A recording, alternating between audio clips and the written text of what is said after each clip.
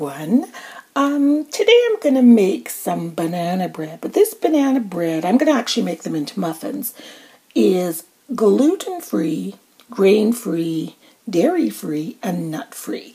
Now, for me, I've been trying to cut back on the gluten. I'm not going gung-ho, I'm not paleo, but I don't like bread that much anyway, so if I can have a bread substitute with something, like if I'm having a bowl of chili and I could just have a little slice of this banana bread, which has absolutely nothing in it that's not good for you, then I just assume that then have a piece of bread.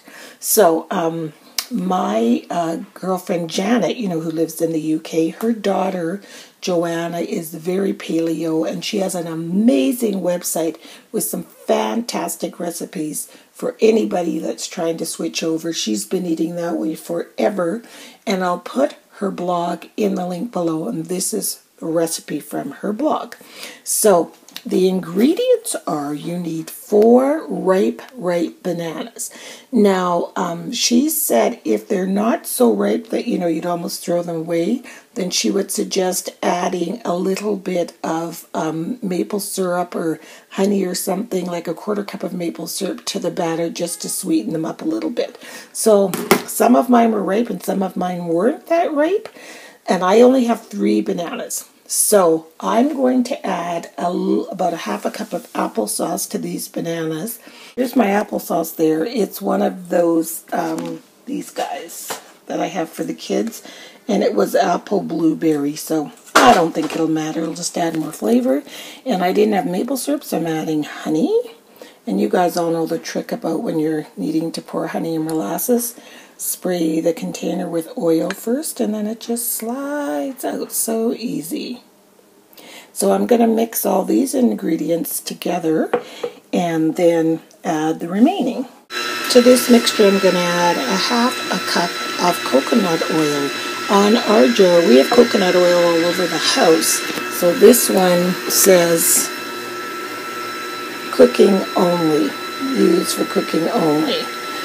Because we have it for skin, hair, so I don't want them to get mixed up. So I put a jar in the kitchen and then a jar wherever else. To this, we're going to add 4 eggs.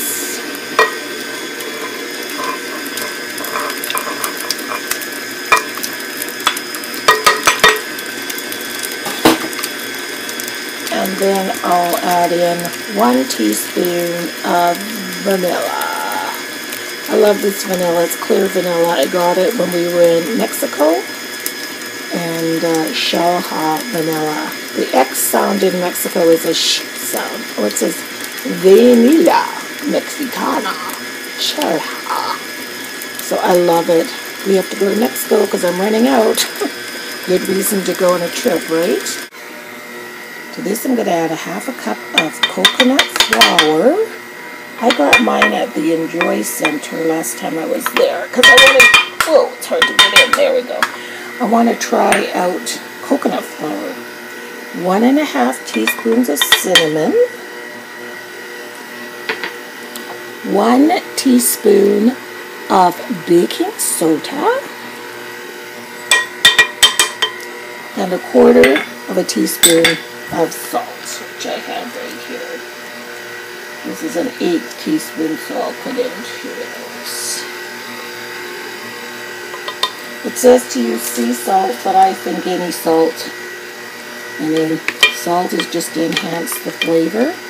And that's it. And then if you want to add cranberries or something like that, you can. So I'm just going to scrape the bowl down and then add this to my muffin tin. I've added my liners to my muffin tin, but these are those cool silicone liners that I got at IKEA. They're so you don't have to oil the pan, and these are reusable. So I'm going to give these a try. I haven't used them yet, so I did a little combo, pink-gray combo, and then they come in another color, kind of a muted green color. So I think they're kind of cool, so I'm going to give them a try. I tasted the batter. It's really, really good. That's what it looks like. And quite honestly, I think you could mix this up by hand. So don't worry if you don't have an electric mixer. So I'm just going to scoop these in with an ice cream scoop so that they're all uniform. I think an ice cream scoop, I think it's 1/4 cup. It doesn't look like it, but I think that's what it is, or around there. Anyway, at least you get uniform muffins that way. It's a very soft batter because the binder is the coconut flour, and there was only 1/2 cup. But if it tastes anything like, if they're going to taste anything like the batter, they're going to be good. Especially if you like coconut, which I love. And just an alternative to having wheat.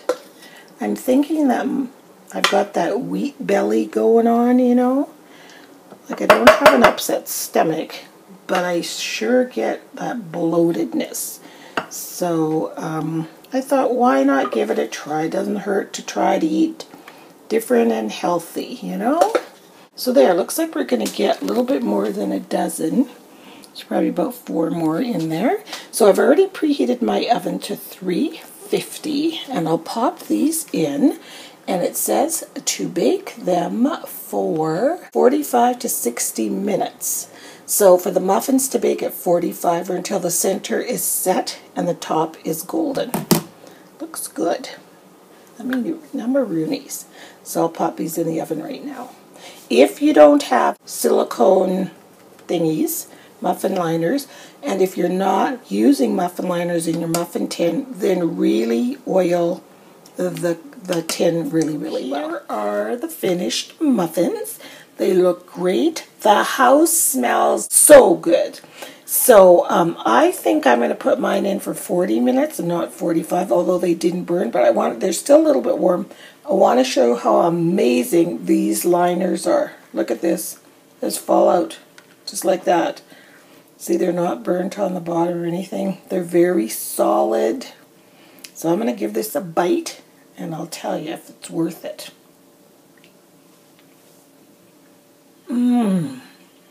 They're delicious. They are so moist. See the inside? And to know they're gluten-free, dairy-free. What else was it? Gluten-free, dairy-free, sugar-free, and nut-free. Seriously, people. These are delicious. Absolutely delicious. So I'm going to put the link to Joanna's blog in the bottom where you can find the recipe. So I'll put the link right to the page. Give them a try. Your family's going to love them. My daughter, Deanne, made these for her kids. They had them at Joanna's and loved them. So she made them and she said she just can't make enough. The kids absolutely love them. So great alternative. Love, love, love. This is like a 5-star in my books. So thanks for watching, and we'll see you next time. Bye.